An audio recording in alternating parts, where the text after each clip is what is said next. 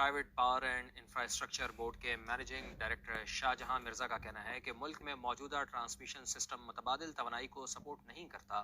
رواں سال جنوری کا بلیک آؤٹ بھی اسی وجہ سے ہوا۔ اسلام آباد میں نمائندہ سما ظہیر علی سے خصوصی گفتگو میں M D P P I B نے کہا کہ آئی پی پیز کے ساتھ طویل مدتی بین الاقوامی معاہدے جاری رکھنا مجبوری ہے۔ بادل توانائی میں پاکستان میں فیوچر میں کیا کام ہوگا، اس وقت پی پی آئی بی کے سربراہ شاہجہاں مرزا صاحب ہمارے ساتھ موجود ہیں۔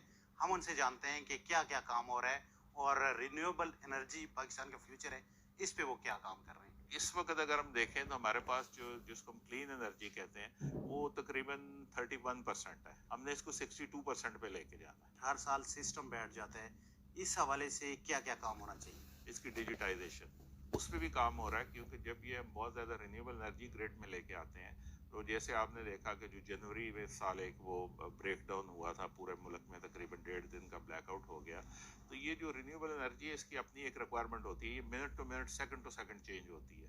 ہوا چل رہی ہوتی ہے، اب وہ ہوا ایک جھونکا تیز ہے ایک آہستہ ہے، تو سیکنڈ ٹو سیکنڈ اس میں ویریشن آتی ہے۔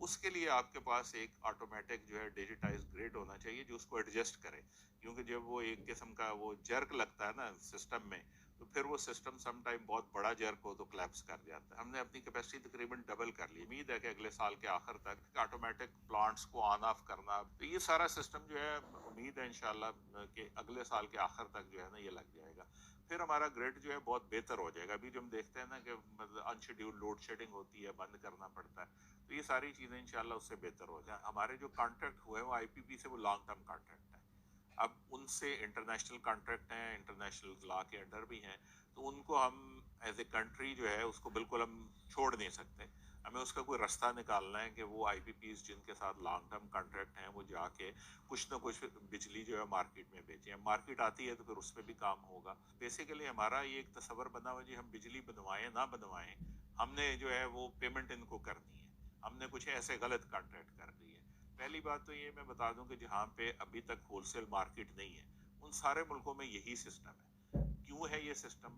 یہ سسٹم اس لیے کہ آپ کے پاس ایک سنگل بائر ہے، کسٹمر آپ کا ایک ہے، آپ کسی اور کو اپنی پروڈکٹ بیچ نہیں سکتے۔